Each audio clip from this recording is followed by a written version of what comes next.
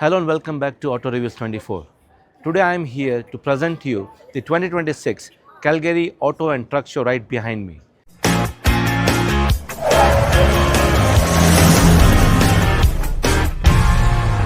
Right behind me, as you can see, this is their Woodland edition, the top of the line, and boy, they have completely revamped this car from the previous generation. First of all, from the engine, which is one of the newest thing in this car. This has got the 1.6 liter inline 4-cylinder engine with turbocharged. So this produces almost 220 horsepower and maybe 230-40 pound-feet of torque. And I love that they have got a lot of sound damping materials here and there with a hydraulic hood. So it looks like a promising product. Now let's talk about the front design. Exterior design, I would say, still holds that Cherokee's definition of how it looks in the past, but it is much more boxier now than before. I love this 7 grills, which is signature of Jeep. You have got some front camera system here with a washer, which is great. You do have fog lights as well in the front, but the front bumper is massive, isn't it? With all this rubber cladding, it looks more rugged in every way. Let me go on the other side to give you a fair understanding of the side profile. I love the headlights, by the way. This is kind of a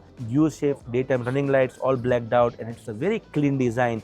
I wish they could have used this portion and make it more aerodynamic to pass the air from the front. On the side, it has got that typical Jeep look. I love this blue color as well. Some plastic cladding, square boxy, massive 20 inches or 21 inches wheel. I love this open style aluminum rims, and it looks really classic. Over to the sides, you get this side blacked out mirrors with integrated turn signals and camera system there as well. Cherokee written right, bold and clean. I love the overall cladding on the bottom. Again, 8 inches of ground clearance as an SUV. What you have new is this flush door handles, which apparently opens with just touch of a button inside, and it's quite a good design. Overall, the profile and the look remains boxier, mimicking the front. I love this chrome dark accent on the windows. Even the spoiler here is very tough and rugged, which is nice. Wait until we talk about the efficiency of this car, which is surprising as well. Overall, on the side of this car, you see it continues the same design language. The most important change is also in the back. The back looks really simple, elegant, typical Jeep design. Look at this box here, tail lights. All LEDs, as you can see, 4x4, and this one also is a hybrid version. The price tag of this car is roughly around $56,000, but hey, you have an Overland badge. This is the top of the line. Let's talk about the trunk, and the trunk is also very big indeed with boxier design, goes quite deep. It is roughly around 28 cubic feet if I'm not wrong. You've got some good speaker elements, 9 speakers. In fact, you've got 12-volt charger here, and you even might have a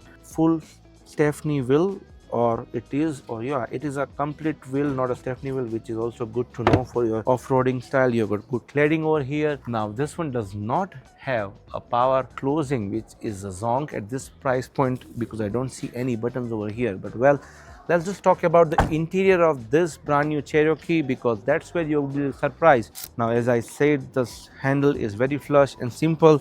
Nice stepping height inside as well, but that's where everything changes. This premium leather seats, perforated, heated and ventilated, 8 to 10 way adjustable electronic driver side seats. Okay, so the dashboard is very clean and neat, but let's talk about the steering wheel first. The steering wheel has this hexagonal or octagonal feel to it. Very soft and decent buttons. I love it. Very simple Jeep logo. You have got a decent 12.3 inches of driver's display, but I love the way it looks. It's way more premium than RAV4 or Honda Sierra, to be very honest. Look at this leather dashboard with stitching. You have got this engraving material here, AC vents, this two-tone finish, all those buttons and everything is all soft and great quality. In fact, look at this door panel, two-tone finish. I love this interesting open color. You have got leather here, softer plastic, and most importantly, this button here is to open the door, which is more premium. Overall, this plastic quality buttons are quite high, and the Alpine music system here is also decent, and everything is hard plastic, but it's still high quality. Let us talk about the center console and the driver's display and infotainment screen from the passenger side. Alright, so over from the passenger side, I would love you to see the fit and finish and interior quality. First of all, look at the seats. The seats are perforated, highly bolstered, soft, and really premium. The dashboards here has this two-tone finish, as I mentioned, very slim AC vents with some texture here. It does have some ambient lighting, I believe, as well. Also a decent sized big glove box, deep and wide. But the talking point is this massive 13 or maybe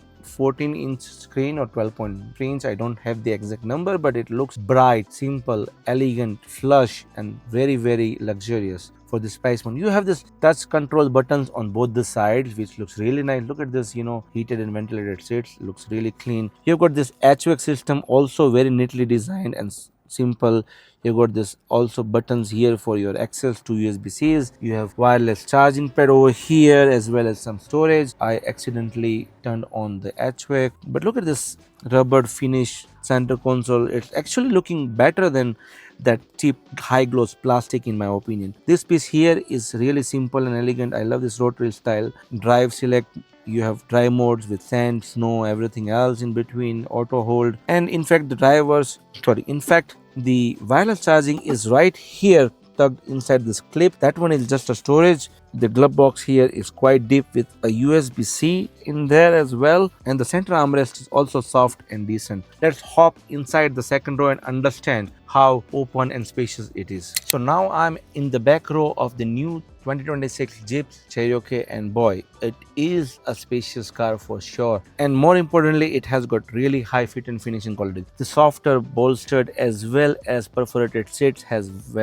only heated, mind you, which you can operate it from the switches here. You have got your own AC vents, household power outlet, 2 USB-Cs, and fairly flat floor for a combustion engine, which is good to have. A lot of leg space in front of me as well, good headroom as well. You have got a great panoramic sunroof here, which you can even open, which is again nice. And the small touches like this beautiful high-end LED lights are also great welcome change. Even the door panels for the second rows are very, very nice with some intriguing two-tone, three-tone color combinations, softer plastic and leather here as well, which kind of elevates the overall feel of the second passenger. The armrest here is also decent size, and I don't know whether this seat reclines, which I don't think so, but it still has a good posture for you to have a long journey. And that pretty much it. In my opinion, with this brand new Cherokee in the market, consumers should certainly consider this over RAV4 or even Honda CR-V, or at least check once, because you might be surprised for the price point and the engine's performance and the fit and finish quality and the material choices which this car can offer you. Certainly more upscale than the other two brands.